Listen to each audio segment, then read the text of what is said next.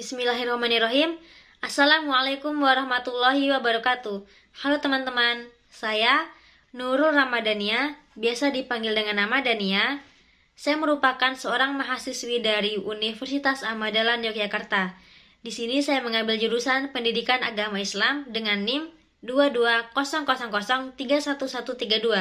Di sini saya membuat video untuk memenuhi tugas UAS saya, yaitu pada mata kuliah Pendidikan Fikih di semester 3. Saya akan menjelaskan beberapa model pembelajaran. Sebelum saya menjelaskan beberapa macamnya, saya akan membahas apa pengertian dari model pembelajaran tersendiri.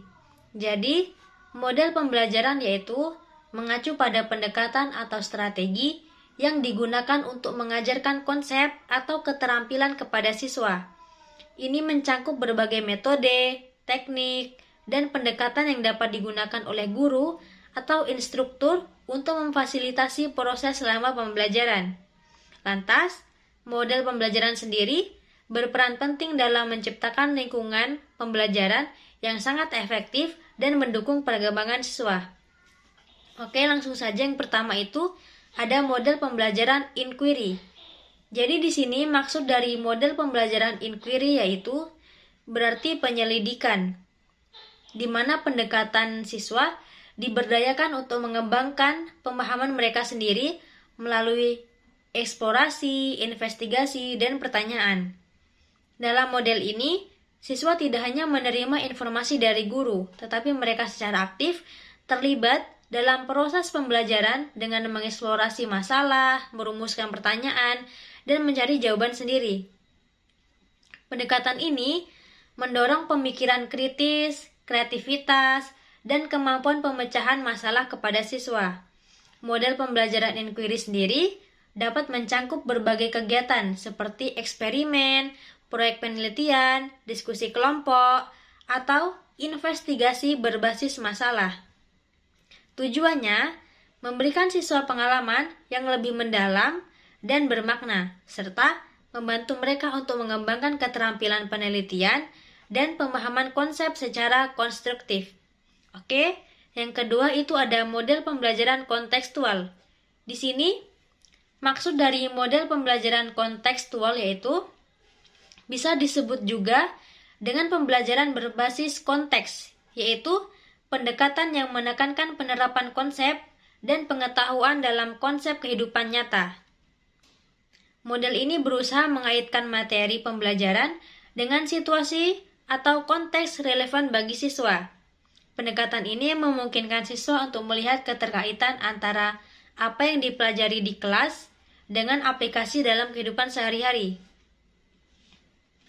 Dalam pembelajaran kontekstual, materi pembelajaran disajikan dalam situasi yang mencerminkan penggunaan secara nyata, atau masalah yang dapat dihadapi siswa di dunia nyata. Hal ini dapat meningkatkan pemahaman, motivasi, dan relevansi bagi siswa. Karena apa? Karena mereka dapat melihat bagaimana konsep-konsep tersebut dapat diterapkan dalam situasi kehidupan secara nyata atau situasi kehidupan mereka dalam sehari-hari.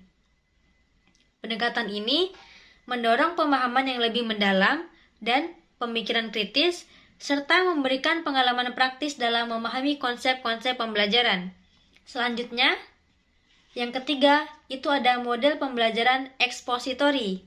Di sini, model pembelajaran ekspositori yaitu pendekatan di mana guru memainkan peran utama dalam penyampaian informasi kepada siswa. Guru memberikan penjelasan, mengajarkan konsep, serta menyampaikan informasi dengan cara yang terstruktur dan sistematis. Siswa lebih banyak menjadi penerima informasi daripada aktif terlibat dalam proses eksplorasi atau penemuan. Dalam pembelajaran ekspositori sendiri, presentasi materi dilakukan dengan cara ceramah, demonstrasi, ataupun penggunaan media pembelajaran seperti slide ataupun papan tulis. Tujuannya adalah menyampaikan pengetahuan dengan jelas dan efisien kepada siswa. Walaupun model ini dapat memberikan dasar yang kuat dalam memahami konsep-konsep tersendiri, beberapa kritik menyatakan bahwa pendekatan ekspositori mungkin kurang mendorong keterlibatan siswa secara aktif atau pengembangan keterampilan berpikir kritis. Yang selanjutnya itu ada model pembelajaran PBL atau biasa yang disebut dengan model pembelajaran berbasis masalah, yaitu melibatkan pendekatan di mana siswa belajar melalui pemecahan masalah konkret yang relevan dengan kehidupan secara nyata. Proses pembelajaran ini dimulai dengan menyajikan siswa dengan situasi atau masalah yang memerlukan solusi. Siswa kemudian secara aktif terlibat dalam mengidentifikasi, mengumpulkan, dan menganalisis informasi yang diperlukan untuk memecahkan masalah tersebut. Model PBL ini mendorong siswa untuk mengembangkan keterampilan berpikir kritis, pemecahan masalah, kolaborasi, dan komunikasi.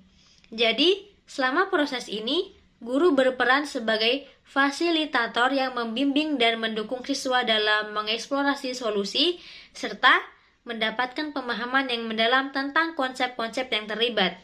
Selanjutnya, ada model pembelajaran Project B-Learning, yaitu PBL juga.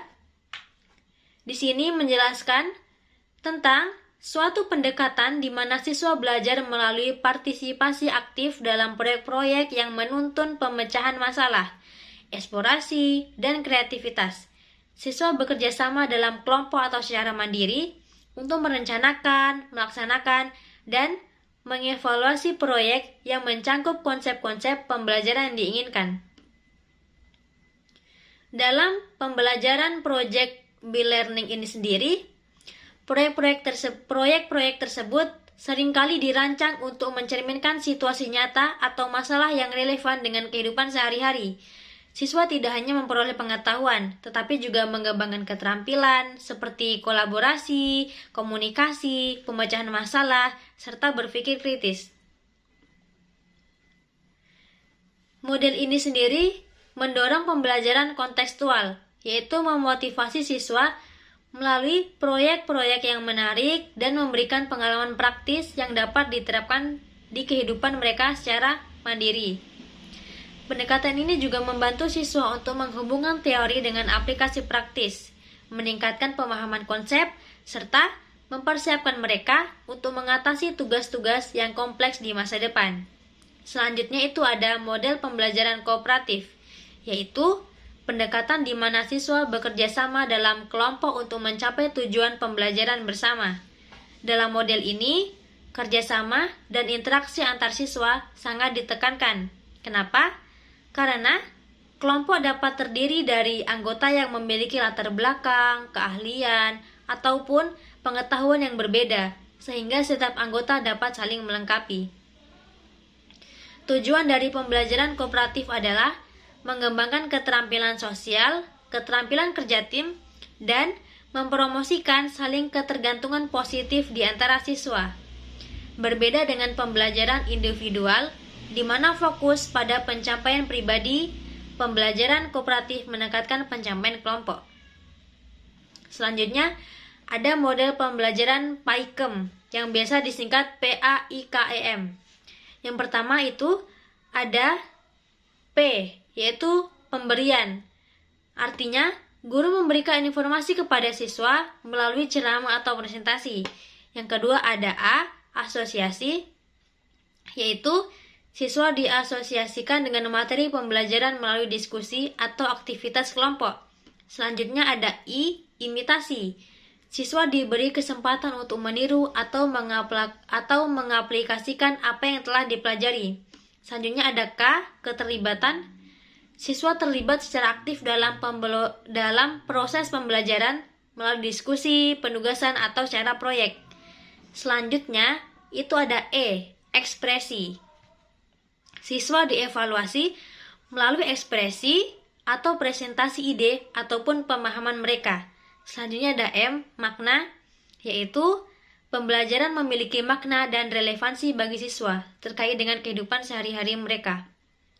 Jadi, pendekatan ini mencoba untuk menciptakan pengalaman pembelajaran yang beragam, meningkatkan keterlibatan siswa, dan memahami bahwa siswa memiliki preferensi belajar yang berbeda-beda. Model ini dapat diadaptasi untuk berbagai tingkat pendidikan dan mata pelajaran. Selanjutnya, ada model pembelajaran kuantum. Secara umum, cabang fisika yang menggambarkan perilaku partikel-partikel sangat kecil, seperti partikel atom dan subatom.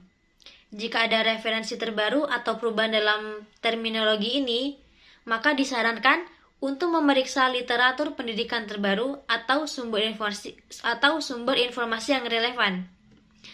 Selanjutnya ada istilah model pembelajaran kelas rangkap, yaitu tidak merujuk pada pendekatan atau model pembelajaran yang dikenal secara umum dalam konteks pendidikan. Mungkin ada perkembangan atau istilah baru setelah itu, atau mungkin istilah tersebut terkait dengan suatu konteks atau konsep tertentu yang belum diketahui. Selanjutnya, ada model pembelajaran terpadu, yaitu mengacu pada pendekatan di mana berbagai mata pelajaran atau disiplin ilmu diintegrasikan atau disatukan ke dalam suatu kurikulum atau kegiatan pembelajaran. Tujuannya, menciptakan hubungan antara berbagai aspek pembelajaran sehingga siswa dapat memahami keterkaitan antara konsep-konsep dari berbagai mata pembelajaran. Contoh dari pembelajaran terpadu ini bisa mencakup proyek berbasis mata pelajaran lintas, penggunaan tema tertentu yang memadukan konsep dari beberapa mata pelajaran, atau kolaborasi antar guru untuk menyusun program pembelajaran yang menyelaraskan berbagai aspek kurikulum. Selanjutnya, ada model pembelajaran tugas terstruktur, yaitu mengacu pada pendekatan di mana siswa diberikan tugas-tugas yang terorganisir dengan baik dan jelas dalam hal tujuan pembelajaran, langkah-langkah yang harus diambil, dan hasil yang diharapkan. Tugas-tugas ini dirancang untuk memandu siswa melalui proses pembelajaran dengan memberikan kerangka ataupun struktur yang mendukung pencapaian tujuan pembelajaran tertentu. Selanjutnya, ada model pembelajaran portofolio, yaitu melibatkan pengumpulan, penyusunan, dan penilaian karya atau proyek siswa dalam bentuk portofolio. Sedangkan portofolio tersendiri adalah kumpulan dokumentasi yang mencerminkan perkembangan, pencapaian, dan keterampilan siswa selama suatu periode pembelajaran. Dalam konteks ini, portofolio bisa mencakup berbagai jenis pekerjaan seperti tulisan, proyek seni, presentasi, ataupun tugas lainnya. Selanjutnya, presentasi dari model pembelajaran yang terakhir. Siswa kadang-kadang pun juga diminta untuk menyajikan portofolio mereka kepada kelas atau individu, memberikan kesempatan untuk berbagi dan berbicara tentang pengalaman belajar mereka. Model pembelajaran portofolio mempromosikan pemahaman yang mendalam, refleksi diri, dan pengembangan keterampilan metakognitif. Selain itu, portofolio juga menciptakan catatan visual atau dokumentasi perkembangan siswa yang dapat digunakan untuk evaluasi dan pengambilan keputusan pembelajaran. Baiklah, mungkin penjelasan dari saya mengenai model pembelajaran cukup sampai di sini. Kurang lebihnya saya minta maaf. Terima kasih. Wassalamualaikum warahmatullahi wabarakatuh.